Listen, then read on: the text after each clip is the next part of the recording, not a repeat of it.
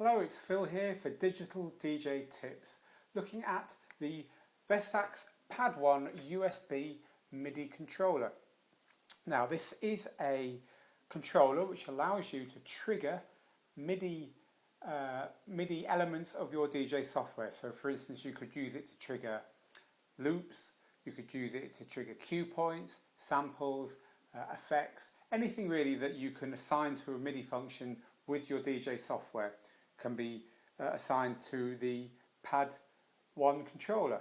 Now these are great if you have a DJ controller that has got a limited number of buttons on it and you quite like the idea of having a whole bank of samples, for instance, all assigned to their own buttons on a device, which you can then bash away at while you're performing. You could assign, for instance, various elements of the same track, or you could assign various different elements of percussion, so you could have snares and drums and bongos or whatever, all assigned to this, and then you can use it to enhance your performance. Of course, this isn't a new idea. These things have existed for quite a while in various forms. There's the Akai LPD and the Chaos pads and so on. But this is different in a few ways, which we'll get onto. But first, I'd like to show you the main difference between this and nearly every similar device that I've seen. Oh, by the way, before we go any further, you can use this on any DJ software that allows you to assign MIDI. So DJ software like Virtual DJ, Tractor, Ableton Live, all fine. You just get the mappings right, do a bit of tweaking and it'll work. It won't work with stuff like Serato Itch, for instance, which doesn't let you do that, doesn't it? It's all one-to-one. You buy your hardware, you plug it in and you get what you're given. So just to bear that in mind. Okay, so the one big difference between this and every other similar controller that I've seen is the fact that this is built like an absolute brick. Now, to be completely fair, the MIDI Fighter is a very well built device, which isn't going to fail on you. Equally well built in a different way, but this is heavy. It's solid aluminium.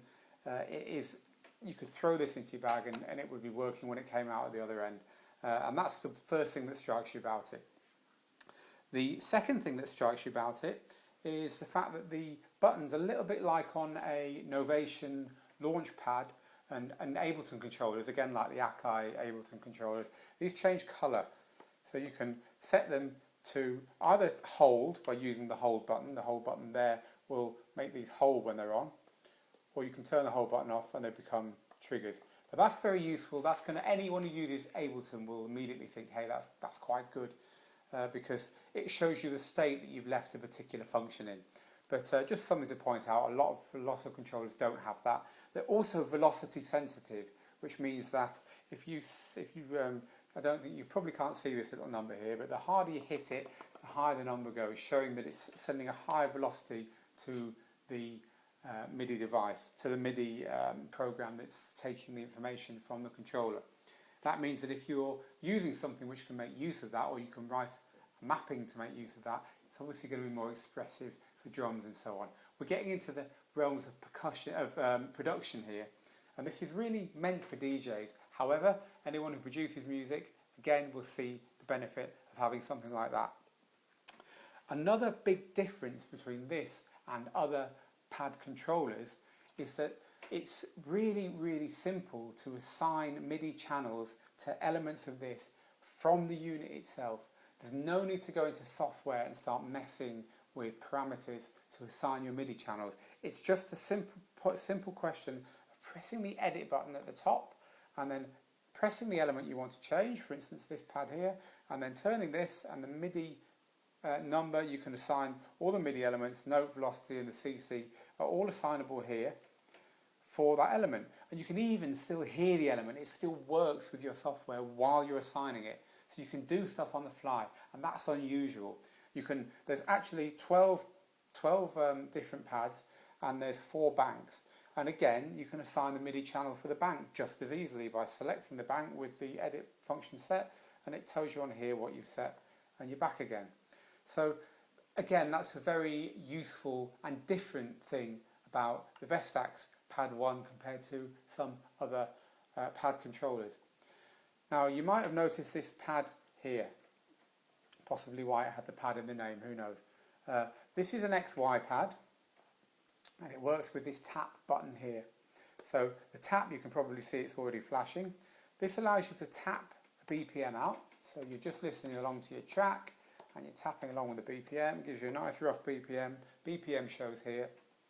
Then these buttons, the roll and the chromatic, allow you to, the roll will roll in time with the tap that you select. So for instance, if you've got a kick drum there and you hit roll, it'll just keep repeating the kick for you at the speed that you selected, at the tempo that you selected. Now, chromatic will kind of do the traditional when you halve and halve and halve again loop in DJ software from, you know, to a quarter, an eighth, 16th, 32nd to give you that classic effect. And chromatic will allow you to do that using the pad here. The XY pad is probably more useful, again, to producers, but you can see, obviously, if you've got a good sample that sounds great when you're chopping it up, it's useful to have that, even if you're a DJ and you're just using it to affect parts of your DJ software. So I think I've covered everything there. It is essentially a pad controller. There's a few of them out there. If you've been in the market for a pad controller, you'll know what it is. And if not, I hope I've explained to you a little bit about what these things do.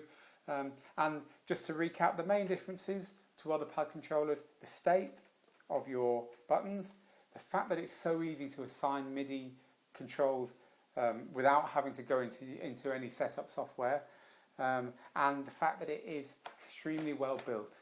And they're the differentiators, I would say. So there you go, that's the Vestax Pad 1 USB MIDI controller. And this has been Phil for Digital DJ Tips. Thanks for watching.